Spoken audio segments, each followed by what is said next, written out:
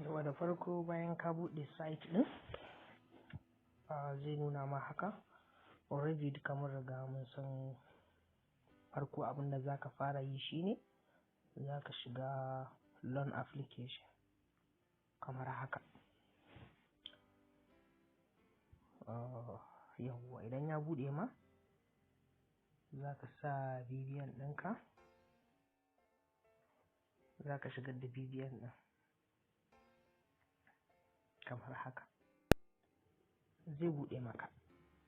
Idan ya buɗe ma za ga details ɗinka, so sai ka fara creating password ɗinka kamar yadda kowa yake yi.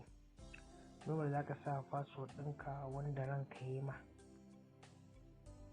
Idan ka saka yawwa bayan ka gama shigarwa sai kai creating account ɗin.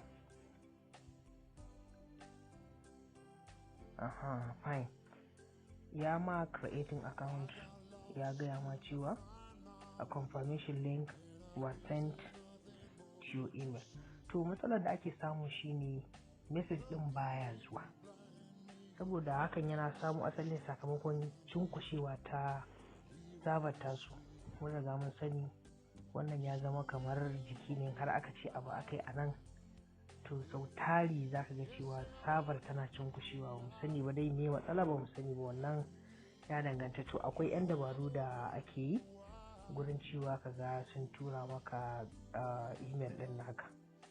To yanzu dabarun zami mu ga yadda suke, sai a kiyaye abun idan an yi haƙuri to insha Allahu za a dace. Da farko abin da za ka yi shine za ka koma homepage ɗinka. To idan ka dawo homepage ɗin abin da za ka yi shine za ka yi login. Idan ka shiga login ɗin ya buɗe ma kamar haka, so ba komai za ka yi ba sai ka shiga forget password. Idan ya buɗe maka sai ka saka email address ɗinka. So kana sa email address ɗinka kamar haka sai kai submitting. Kai submitting gashi ya tafi, sun nuna sun tura, sai ka danna back sai ka ƙara da submitting. Sun me sa yi mana haka ba, amma I'm sorry. Forget password, za ka sa email ɗinka sai ka tura, sai ka danna back sai ka ƙara tura,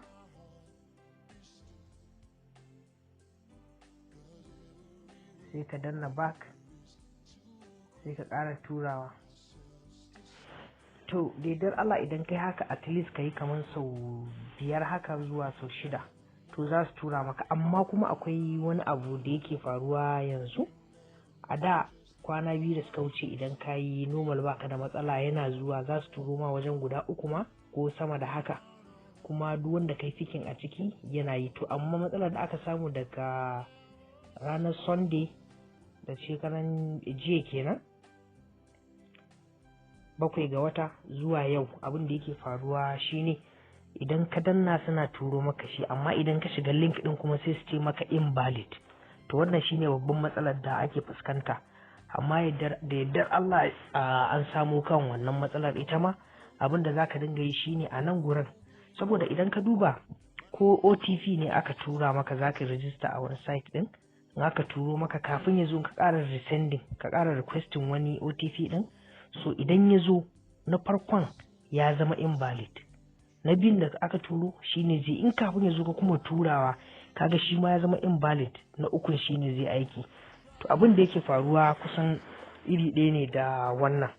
To abin da za ka yi shine idan ka duba da farko na yi abin akai-akai, to yadda za ka yi idan ka danna back ɗin, in ka tura sau 1 aƙalla za ka jira minti 4 zuwa minti 5. Idan baka ga email ya shigo ba sai ka ƙara danna back sai ka kuma yi forget password ɗin.